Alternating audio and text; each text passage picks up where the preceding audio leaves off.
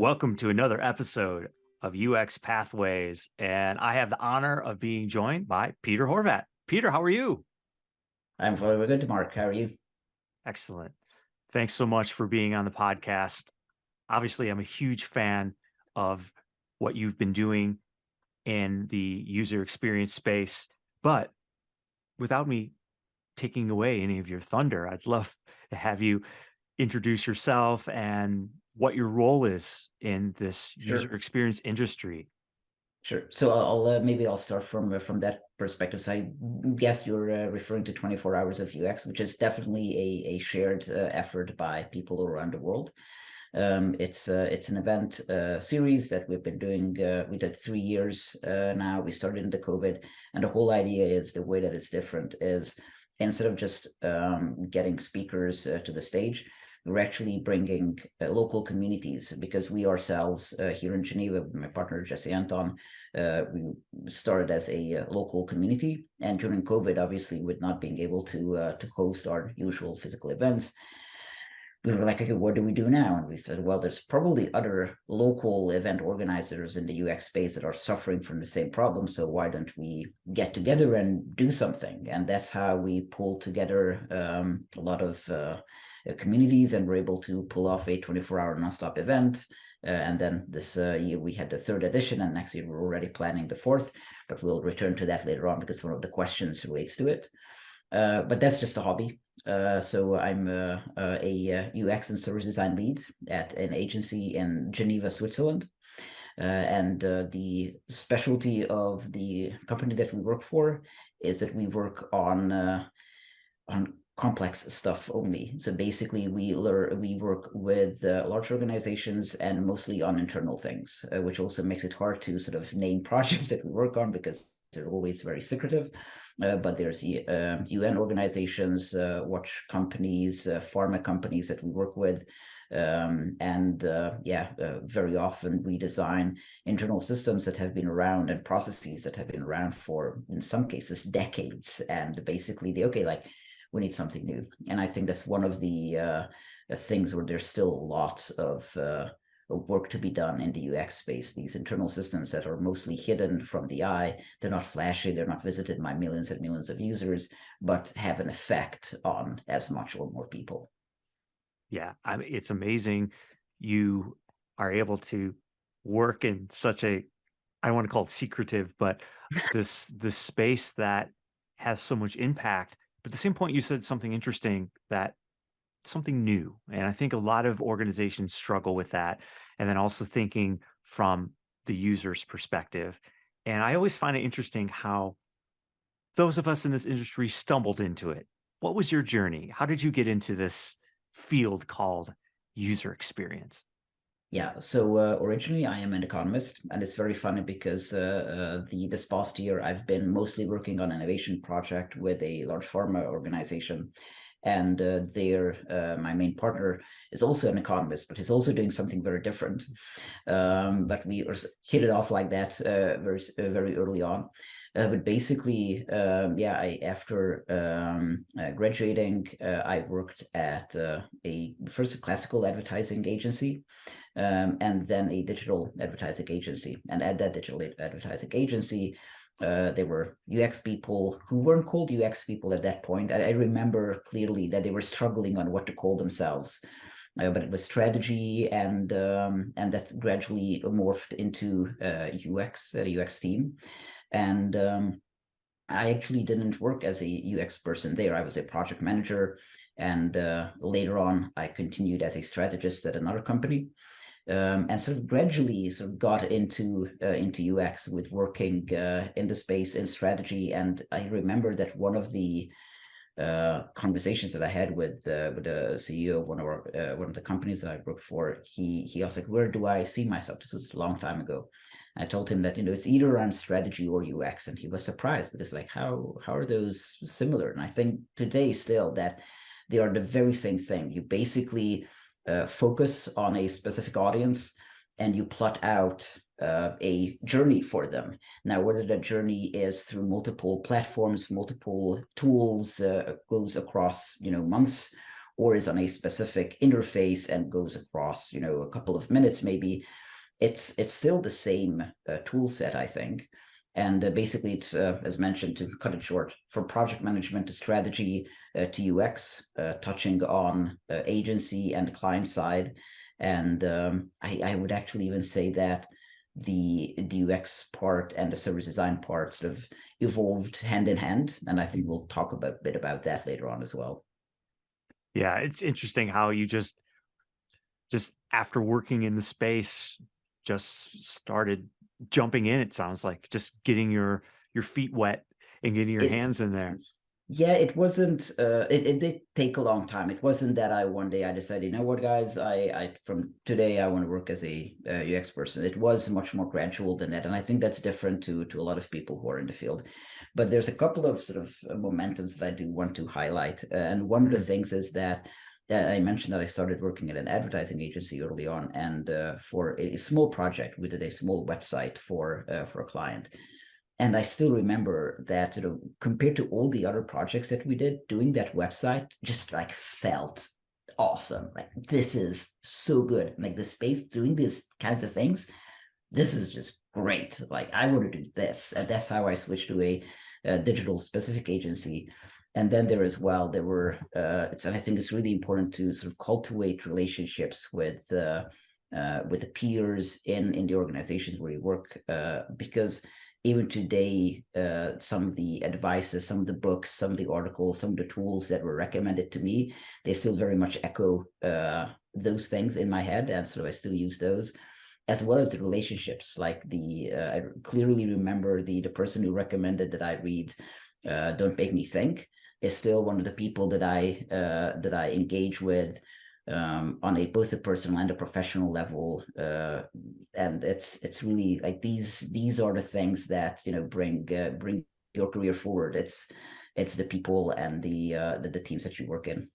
Oh, it's I can't even say much more than what you just said there, Peter. I think you nailed it. And what's interesting is you started talking about how you slowly moved into this. You also said that that website project was a lot of fun. Is that why you think there's all this excitement? Many people are moving into a career around UX. You've seen 24 hours of UX. Is there a common thread there that you're hearing from those that are seeking this career, why they're getting into it? I think one of the things is, and actually, I have a question to you. Yeah. So, do you have any data to back up the interest in UX? Because obviously, we also see it at 24 hours of UX, which we, by the way, do aim for people who are getting into the field, as well as those who've been in it. So it's both introductory as well as sort of making you think on deeper topics. But like, is there data that backs up the big interest? Is there something that shows the number of open vacancies, or the number of people who apply to these kinds of jobs, or anything like that, or search terms that would indicate that it is a trendy space? Do you have anything on that? That's interesting. So I have been collecting some data. I don't have anything that would be sound. Hmm. However, I think one of the challenges that we're recognizing is that you even said it earlier, the titles. So if we were to start polling companies and asking them, so how big's your UX space? They would probably go, because there are a lot of individuals that may not have a user experience title, but maybe doing user experience work. Yes. So I Yes. think there's one blurry line. However, what I do know is that I get contacted, I wouldn't say weekly, but often from individuals that are looking for mentoring help or are interested in getting into user experience and they're in another field. Maybe they're doing graphic design, maybe they're doing something completely different. And they are interested whether they're if you're doing the I don't want to do the degrees of Kevin Bacon, but let's do maybe the LinkedIn degrees, first, second, or third connections. I would say within that, I guess, connection base, I'm getting many requests. So Hmm. I'm seeing that. I'm also seeing some data from, I know every year there's a like a salary guide. I think that gets published it might be by user Zoom or Mhm. one of those groups. But I always feel as though every time they publish that, there's also some data there that if we wanted to, we can go sift through. Yeah. So And I think I think you asked an excellent question though. but I fully agree that anecdotally, I would totally agree that it definitely feels like it's there. There's interest. It's I teach human-centered design at a university, a human-centered design course for specifically for data scientists, or it's in a data science program, so they're not data scientists yet. And every year there's people who, as you mentioned, basically do UX, but aren't a UX by role. And also there's always people who took the human-centered design course because they wanted to learn more about UX. Um, and in terms of why there's interest, I think one of the things, if you start digging into it, I mean into UX itself, then you see how like it's so vast in terms of the things that you can be doing, because there's workshops, there's research, there's design, there's like the interface design, there's graphical design, there's so many things that in themselves are interesting, and especially when combined, it just shows that okay, like, and I think that's one of the things with more traditional jobs. It's like people have been doing this, and I think very often it's people who've been in project manager roles or something that's more maybe repetitive or more sort of boxed in, who are looking at, hey, this looks like more interesting, and like, yeah, I kind of get the vibe of it. I think that's one of the things that they see some people in action, and they see that it has really a wide variety of activities blocked within it. The other thing I think obviously is there's a lot of attention on digital tools, on interactions, even I would say on the psychology, on the whole sort of hooked feeling, and then the topic in social media, but also in other apps and websites. There's a lot of focus on that, and then we also need to mention that beyond the digital space in services, there's more and more attention from the people as well, that they want a service to be also an experience. And I think that when you see that as a person, that this was really nice, then, and if you're even a bit near to the space, you'll want to start like, actually, could I be doing these kinds of things? So I think that it's sort of the media primes people to pay attention to interfaces, to interactions. And obviously, like, with the large tech companies in the past years having been hugely successful, that definitely makes it sexy as well. A big question is, I think there's definitely challenging times for the tech industries. If you look at the stock market, at least, obviously with the revenues, it's in some cases similar, in some cases a very different topic. But looking at the future, I wonder if it'll stay like this, and whether it's a certain type of person who is really interested in UX type of activities, or whether it's just sort of the mot de jour or the role de jour, and it sort of is just in the space, in the media, in the talks, and people just pay attention to it and ask around, and want to get advice to get into that area. I think there'll be definitely other areas as well that'll open up in for this. Yeah, I mean, that's fascinating. I know there's been, and part of your work with 24 hours of UX, you can see a lot of trends and you can kind of point to them. And I've heard many people say, well, UX is kind of like security, it needs to be a specific role and it needs to be baked into the plan of putting together an app or a system and environment. But you're right, maybe it's just something that, as you said, it's a du jour of, it's just some role currently right now. And that I is that think is interesting how it's, it's transformed, it's there, but then the future of it. And that's always the question is, where could this go, and where is it going?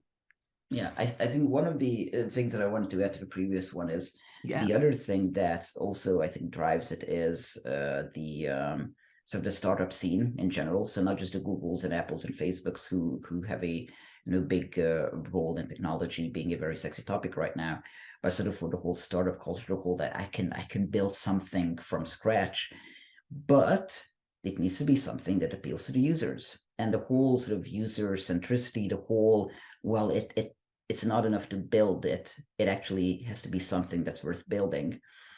I think that that's so baked into sort of startups, so baked into business, and these business discussions for even non-business people, that sort of sparks an interest in user centricity and human-centric design, and really around sort of UX and how to build these things. So it's good that we have this sort of top down and bottom up, like the startups and then the big organizations both providing this drive for this. And I think that is partly responsible for so many people even coming across the topic. And as you mentioned, that like it's like security. What I believe what you meant by it is that it's so fundamental. And at Whitespace, the agency that I work at, what we're seeing in the internal in these internal tools that we're creating, and these processes that we're creating for the large organizations that we're doing, is this is really the space which has been sort of maybe more shielded from all this, the sexiness and the, like, user centricity. You have to get people to engage with us. Yeah, it's important, but like it's these are internal systems, so this is a completely different space. And even there, we regularly see clients coming back, projects being prolonged, being expanded, new teams hearing what we do with some other teams and want to come in. And also one of the things which it's one of the most fascinating things for me in the past 2 years, that we're working on a large project with 70 plus people on this internal tool. And the team at one point decided that maybe UX doesn't need to be that huge a focus. And then a couple of months later turned around and like, we actually need these capabilities again. And you know what? They were right in both cases. Because as you mentioned as well, that there's a lot of people who work or do UX work, but don't have UX in the title.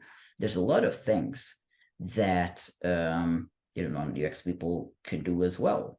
You don't have to have that in the title. You have to have the capability, and I think you have to have the mindset. And I think it sort of goes in a wave. There are parts in a project where you really have to do a lot of user research, and we were involved at the beginning in that.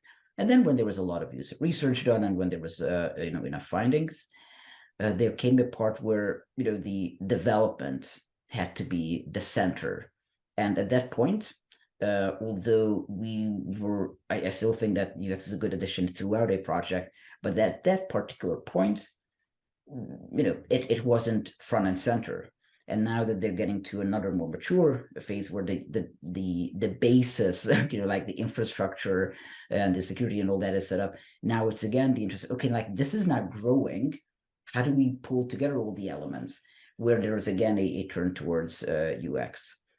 So as for the future, one thing is definitely internal systems. What I really suggest to anyone, whenever you are in any kind of service situation, try to take a peek at the front office people's interfaces, what they work with. Be that at Apple when you're buying some new gadget, be that at an airport when you're being checked in, be that in a clothing store where they're checking inventory, and or in a restaurant. I think that's also a great example, because there you can easily see how they're sort of looking at the bookings and all that. And most often those interfaces are just terrible. And it's not from a graphic point of view, but it's really from a usability point of view. Now, the argument often goes that, internal, well, they learn how to do it, and then, it's okay. It basically becomes a capability of being able to use the internal tool. And I think that's just not future proof. So I think that internal tools and being even more attention on the internal workings, the the full backend, not technically, but in terms of service view, the back office activities, as well as the tools of the front office staff. I think those two layers are definitely things where there's a lot to look at, and a lot to be focused on, because I don't know, I think it was in Smashing Magazine where they're asking like, which type of website are you building today? And they put up two templates, and it's like, that basically the two templates fits like 80% of the websites that you would come across. And to some degree, that's right. There's so many drag and drop, templatized things that for companies to appeal to a mass audience, there's a lot of fine tuning to be done. But if they want to get started, it's easily doable with templates. For internal stuff, it's much more specific, and there's a much more research to be done, both for how internal people are using it as well as how the company itself works. So I think it's a great avenue for UX. Yeah, there's a lot to But unpack there. I think sorry, yeah, I just no, ramble on I if you don't like it. stop me. But what's interesting is what you talked about is that, so summarize, one, that with your particular role, it was a journey. It was kind of very organic. You grew into it. There are many roles out there. They're in the same path, is that you can grow into that role. And then as you start learning, you can apply that at certain parts across the development timeline. And then the development timeline, that's responsible for getting a majority of individuals interested in this field because they're building something, and it's a very sound approach to use to be successful. And then on top of that is, do not ignore the internal systems, the point of sale, all those operations that are happening behind the scenes, because it's not only going to impact you because they're working with you, but it's going to impact the bottom line of the business. So paying attention to that is essential for the industry to continue to thrive. Yeah, I think I got that. yeah, that's a great summary, and thank you for what I'll sort of summarize myself as well. One of the things is not just customer centricity but employee centricity, and really sort of employee experience, both in terms of tools and interfaces as well as in just the service that you provide to them, and the success that you built with them is a great opportunity that I think is arising, as did UX many years ago. But another part to your answer on what is to come, that's actually a question that we're asking ourselves as well. So the next year's theme for 24 Hours of UX will be the futures of UX. And what we're doing there is we are working with the local communities, and we are just drawing up scenarios for the future in 5, 10, 24 years, what might come, looking at the trends that we see today, looking at the signals that we see in the world. There's a lot of things that can cause head scratching, maybe even worry, but also optimism. And there's a lot of interesting things sort of formulating. There's definitely not one future for UX. I think that there's a bright one, there's a strange one, there's bad ones as well. There's challenging, rather, I would say, not bad ones. One of the important parts is what you mentioned earlier, is how much is the activity of UX practiced by the entire organization. You'll still need, obviously, the a dedicated team, but I think that that's something that will shape what UX people do. And one of the reasons why we're doing this approach, instead of just looking at the current trends and current successes, is especially for the people who are coming into UX right now and are looking at it, is which part of UX appeals to you. And so that you ask, like, why are so many people interested in it? And I would actually that would be the question that I pose to people who are interested in UX is, why are you interested in it? Which part of it appeals to you? Because there might be parts that in 10 years might not be as important as they are today. And there are parts that will probably grow in strength. Now, which ones those are, I have some thoughts, But on one side, the future will tell, and the other side, hopefully 24 hours of UX will tell, and the communities who bring the scenarios and looking at, okay, like what could the future look like? If we look at the AI generative or generative AI solutions that came out in the past months, you don't need to take a huge leap of faith to think about what that could do to interfaces. So there's definitely interesting stuff to be looking forward to. And if you're interested in the space, what I would really tell you or ask you is think about which part of it appeals to you so that you can sort it out in yourself and make sure to maybe specialize yourself, because that's the other thing that I think is coming. Specialization, both in terms of industry and in terms of the area of UX. Good stuff. Once again, I think everything you outlined there is so much for an individual that's either, if you're in the space to think about, if you're thinking of coming into the space, I think there's a lot in there that you can take. I also think that if you're not involved with 24 hours of UX, this is your opportunity to look it up, bookmark it, get it on your schedule, because there's so much that's going to happen. At least what I've seen over the last couple of years, I'm always excited. And I think there's a lot to come if you're going to be focusing on that future aspect of it. Any other words, Peter, before we jump off?